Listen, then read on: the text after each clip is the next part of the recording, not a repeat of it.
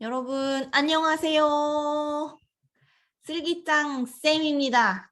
국어 수업을 오늘 어디까지 했었냐면, 제 기억으로 여러분들이 이제 귀납에서 개념, 예시, 그리고 설명까지 받고, 저의 부족한 실력으로 백조를 그려드리면서 귀납은 구체적인 사실들을 종합해서 구체적인 사례나 사실들을 종합해서 일반적 원리를 결론으로 이끌어내는 논증의 방식인데 이때의 중요한 점은 구체적 사례나 사실들이 많아야만 이 결론이 타당하게 인정받을 수 있다는 것. 그 다음에 단 하나의 예외라도 있다면 이 결론은 거짓이 된다라고 말씀을 드렸었습니다. 그래서 제 기억으로는 귀납까지는 다 설명을 했던 걸로 제가 알고 있고요. 이제부터 유추부터 수업을 해야 하는데 제가 유추는 다행히 지난번에 다른 반 수업하면서 찍어놓은 게 있어서 제가 지금 이 영상 뒤에다가 유추 그리고 연역의 개념, 예시, 설명까지는 어제 찍어놓은 영상으로 붙일 거고요. 그 뒤에 프린트를 가지고 복습하는 부분에서 다시 찾아오도록 하겠습니다. 여러분들 뒤에 이어지는 영상을 통해서 유추와 연역까지 공부하고 돌아오도록 할게요. 시작! 자, 유추 볼게요. 유추는 여러분들 귀납 논증 안에 들어가 있죠. 그래서 귀납이랑 연역이라는 논증 방법이 있고 귀납은 구체적인 사실을 종합을 해서 일반적인 원리를 이끌어내는 건데 그 구체적인 사실들을 종합하는 방법 중에 유추라는 애가 있다라고 생각을 하시면 되거든요. 그래서 유추를 읽어볼게요. 둘 이상의 대상이 비슷한 속성을 가진다는 것을 근거로 다른 속성도 유사할 것이라고 추론하는 것으로 귀납 논증의 속함이라고 되어 있습니다. 중요한 키워드에 한번 형광펜 표시해 볼게요. 유추라고 하는 건 둘 이상의 대상이 비슷한 속성을 가진다는 것을 근거로 다른 속성도 유사할 것이라고 추론하는 거예요. 자, 일단 여기다가 밑줄 쳐놓고 여러분들과 함께 유추의 사례를 한번 제가 말씀을 드려보도록 하겠습니다. 밑에 그냥 지워도 되죠, 저는. 지워볼게요. 유추는 그러니까 우리가 유추를 얘기할 때 가장 많이 얘기하는 게 뭐 그런 거예요. 인생은 마라톤이다. 그래서 그런 게 있지만 저는 좀 더 여러분들이 그냥 재밌게 이해할 수 있는 사례를 얘기해 보려고 하는데 유튜브에 남으니까 좀 민망하긴 하지만 예를 들어서 여러분 비슷한 속성을 가지고 있는 게 있어야 하잖아요. 그래서 예를 들어 에스파 윈터와 뭐 말하기도 민망해.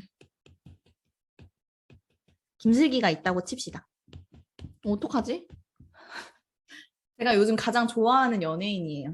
자, 에스파 윈터와 김슬기가 있는데 에스파 윈터는 일단 성별이 여자입니다. 성별이 여자. 김슬기도 여자네? 근데 에스파 윈터는 키가 몇이지? 이 친구? 잘 모르겠네. 비슷한 속성만 얘기해야 되겠다. 에스파 윈터는 귀엽고 예뻐요. 어머나, 김슬기도 귀엽고 예쁘네. 죄송해요, 여러분. 근데 에스파 윈터는 노래를 잘해. 어머나, 이것도 비슷하고 이것도 비슷하네. 김슬기도 노래를 잘하지 않을까?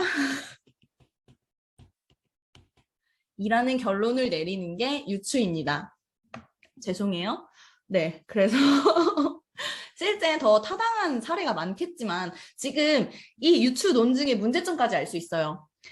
이 몇 가지 안 되는 유사점을 바탕으로 하나의 결론을 내리는 거 문제가 있다는 것까지 우리가 알 수 있죠.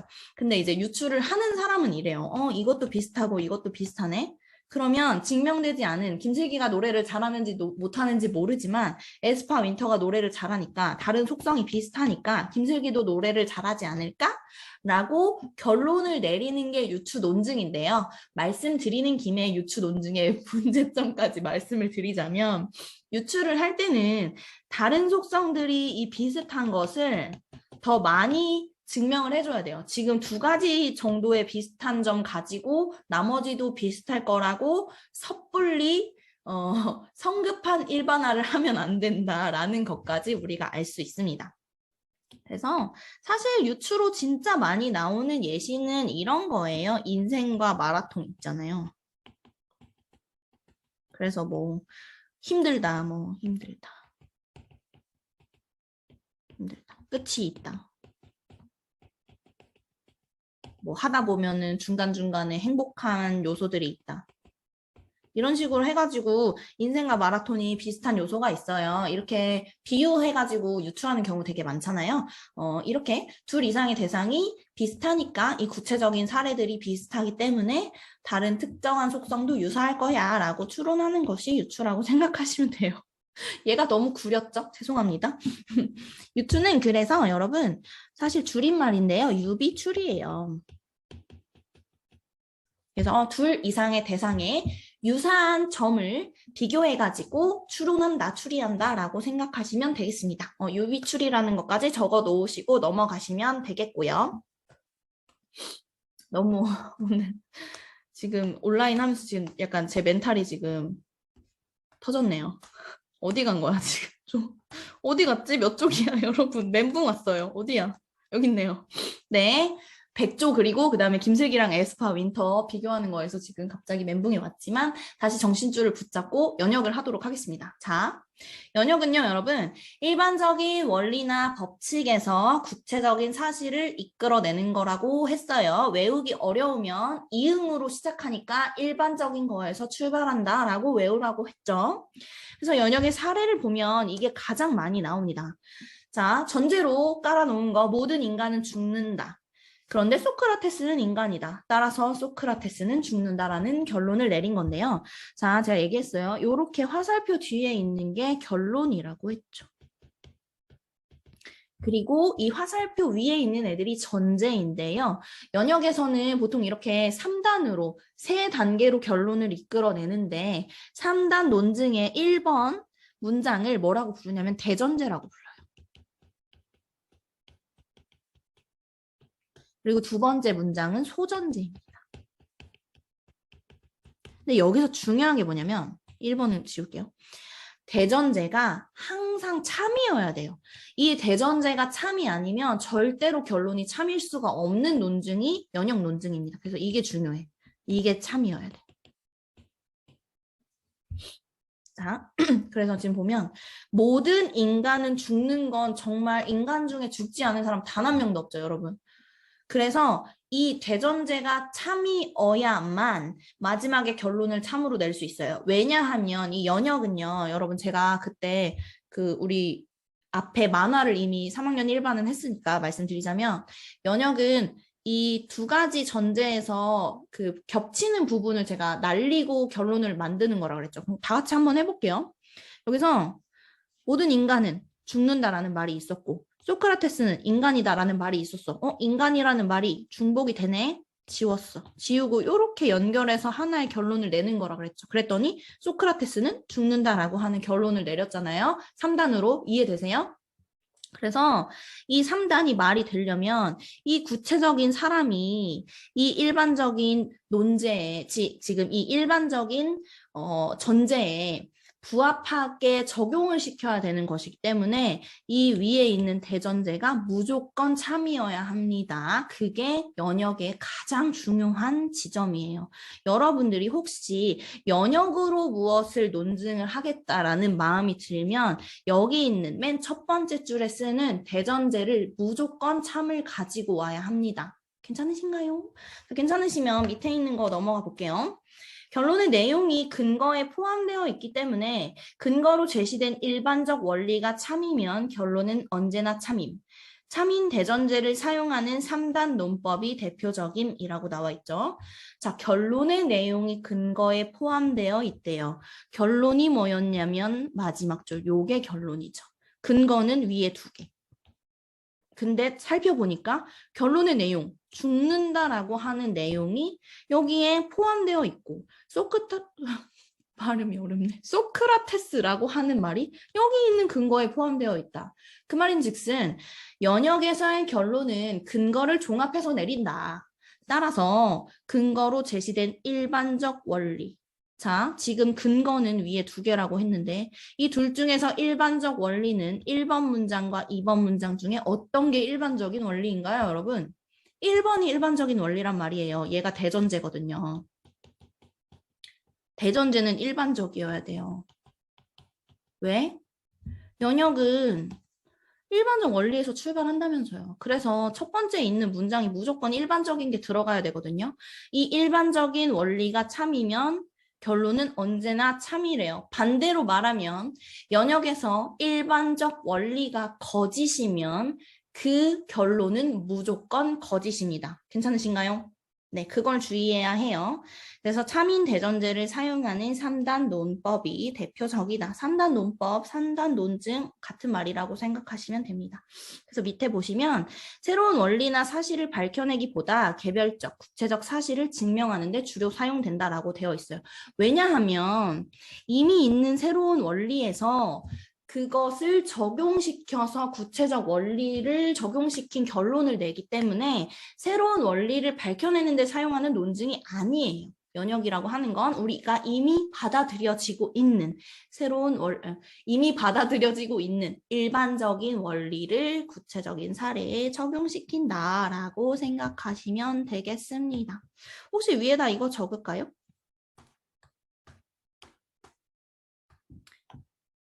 이거를 다른 말로 하자면 대전제가 아이고 왜 이렇게 자꾸 넘어가지?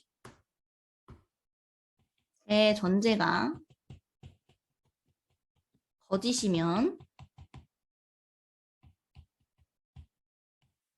결론도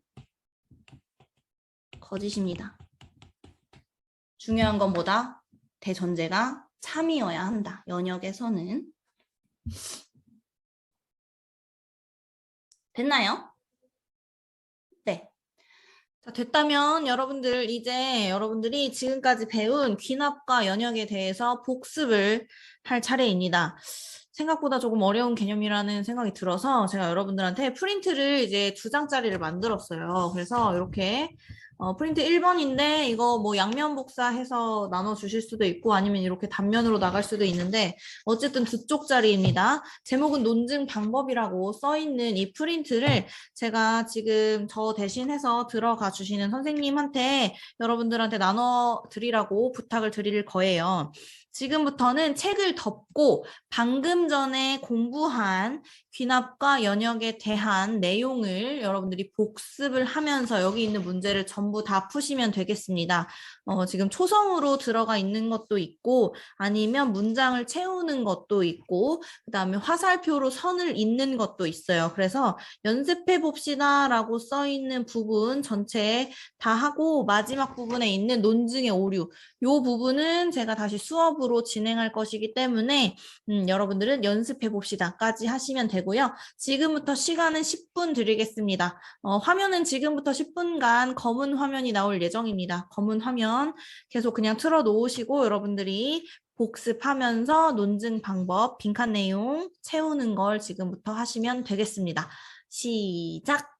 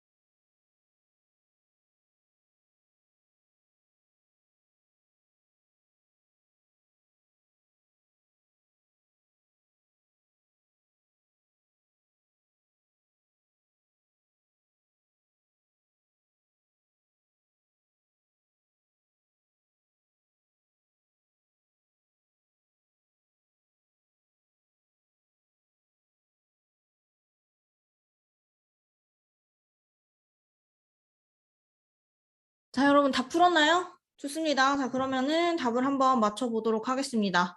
아, 실제 수업이면 분명히 누구를 시켜서 했을 텐데 저 혼자 해야 돼서 속상하지만 여러분들이 스스로 잘 열심히 했다는 가정하에 다 같이 답 한번 맞춰보도록 하겠습니다. 자, 우리 논증 방법이 중요한 이 단원의 키워드라고 말씀드렸고요. 논리적으로 증명하는 걸 논증이라고 했습니다. 교과서 안에 나와 있는 설명에서는 여러 근거를 들어서 주장이 참임을 증명하는 방법이 바로 논증이라고 했기 때문에 여러분들이 빈칸을 논증이라고 채워주셨으면 잘 채운 거고요. 자, 이 논증에서는 주장이랑 근거라는 말을 쓰기도 하지만 주장 대신에 결론, 그리고 근거 대신에 전제라는 말을 많이 쓰기 때문에 요거 기억하라고 말씀드렸었죠. 그래서 전제를 바탕으로 결론을 이끌어내는 것 혹은 전제와 결론 사이의 관계 모두 논증이라는 표현으로 우리는 정의합니다. 괜찮으신가요? 네, 다음으로 넘어가 볼게요.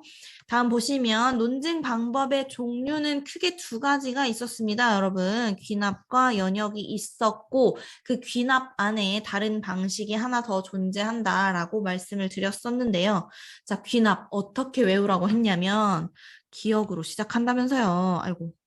기억으로 시작한다면서요. 그래서 구체적인 사실에서 일반적인 원리나 사실을 이끌어내는 논증 방법을 귀납이라고 부른다고 했습니다. 네, 기억으로 기억하라고 했었죠. 그래서 구체적인 거랑 일반적인 것 중에는 구체적인 게 더 작은 거라고 했어요. 우리 주변에서 볼 수 있는 하나하나의 작은 요소에 적용시킨 게 구체적인 거고 일반적인 거는 우리나라 는 물론이고 더 큰 범위에서 인류 모두가 인류라고 하니까 좀 너무 커 보이네. 어쨌든 모두가 동의할 만한 더 큰 범위에서의 결론을 이끌어낸 걸 일반적 원리라고 부른다고 했습니다. 그리고 연역 먼저 볼게요. 연역은 큰 범위에서 작은 범위로 적용시키는 거라고 했죠. 그래서 이거 기억하기 편하게 이응으로 시작하는 걸로 외우라고 했습니다. 그래서 일반적 원리나 법칙에서 구체적 사실을 결론으로 이끌어내는 것을 연역이라고 부른다고 했습니다. 사람은 죽는다. 이거는 온 인류가 동의하는 원리이죠. 그래서 일반적 원리다라고 생각하시면 되겠고요.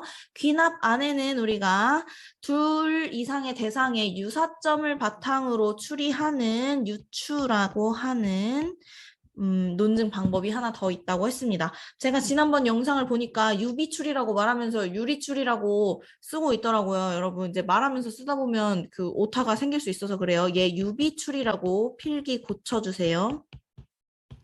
유비추리를 줄여서 유추라고 부릅니다. 유추의 뜻 다시 한 번만 볼게요. 둘 이상의 대상이 비슷한 속성을 가진다는 것을 근거로 다른 속성도 유사할 것이라고 추론하는 것이다 라고 말씀드렸습니다. 그리고 제가 이 유추의 예시로 터무니없는 에스파 윈터와 김슬기가 비슷하다라는 걸로 예시를 말씀드렸더니 터무니없긴 하지만 생각보다 외우기는 쉽지 않았나요? 유사한 점이 많아야 그 추론을 통해서 결론을 내린 것도 타당하다라고 말씀을 드릴 수 있다라고 했습니다. 좋습니다. 그래서 이 세 가지를 밑에 있는 걸로 연습을 한번 해보도록 하겠습니다. 첫 번째 거 읽어볼게요. 금붕어는 아가미로 숨을 쉰다. 송사리도 아가미로 숨을 쉰다. 그러므로 모든 물고기는 아가미로 숨을 쉰다라고 하는 결론을 이끌어냈습니다. 여러분들 여기에 화살표가 없더라도 그러므로라고 하는 표현이 있으면 여기가 뭐다? 결론이다 이렇게 생각하시면 되고 위에 있는 금붕어라든가 송사리라든가 얘네는 작은 하나하나의 구체적인 사실들을 바탕으로 가지고 온 전제죠. 지금 보시면 전제가 구체적이에요. 결론이 구체적이에요. 전제가 구체적이에요. 금붕어, 아가미숨, 송사리, 아가미숨. 근데 제가 말씀드렸어요. 이 구체적인 사례를 종합해가지고 결론을 이끌어내는 귀납이라는 방식은 이 두 가지로는 너무 좀 부족하다. 그래서 더 많은 구체적 사실이 있으면 더 좋다라고 했죠. 그래서 금붕어, 송사리 이외에도 아가미로 숨을 쉬는 애들 또 누구 있냐? 뭐 갈치, 꽁치 뭐 이런 애들밖에 생각이 안 나요. 고등어 뭐 이런 애들 네 제 배경 지식의 한계인가 봅니다. 자, 아가미로 숨을 쉬는 다양한 물고기들을 더 많이 가지고 온다면 이 결론은 더 타당해진다라고 했습니다. 구체적인 대상들에 대한 전제를 종합해서 일반적으로 모든 물고기는 아가미로 숨을 쉰다라고 하는 결론을 이끌어낸 이 친구는 귀납이죠. 어디로 가야 하나요? 맨 아래쪽으로 가야 합니다. 다들 잘 연결시켰을 것이라고 믿어요. 그 다음에 두 번째 거 한번 볼게요. 마라톤은 수많은 어려움을 견디며 끝까지 포기하지 않을 때 비로소 결승점에 도달할 수 있는 운동이다. 문장이 굉장히 길지만 첫 번째 문장이 여기까지고요.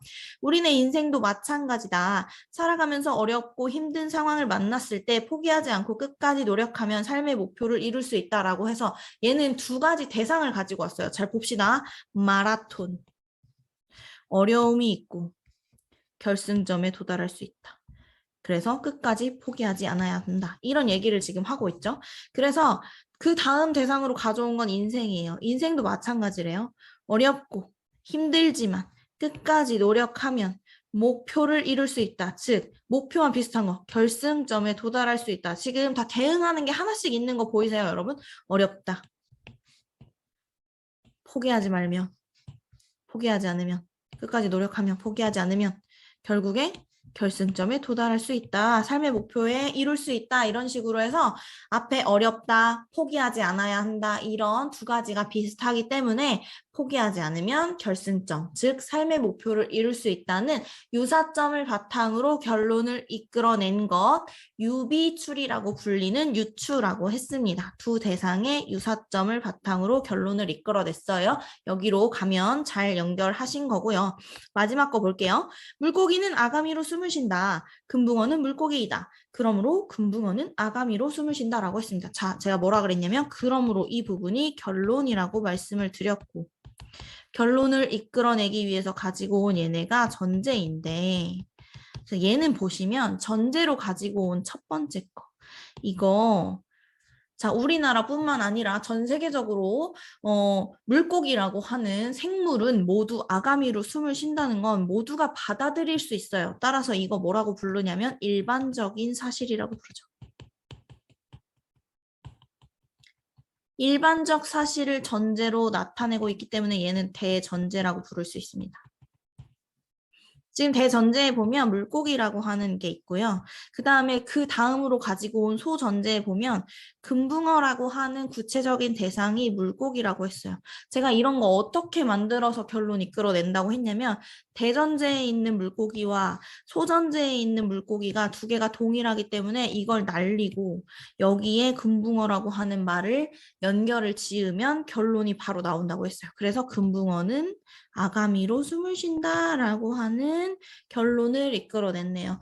대전제에 일반적 사실이 있고 이 일반적 사실에 구체적인 대상을 연결해서 즉 일반적 사실에 구체적인 사실을 적용시켜서 결론을 이끌어낸 거 뭐라고 했냐면 3단 논증, 3단 논법에 해당하는 연역법의 대표적인 방식입니다.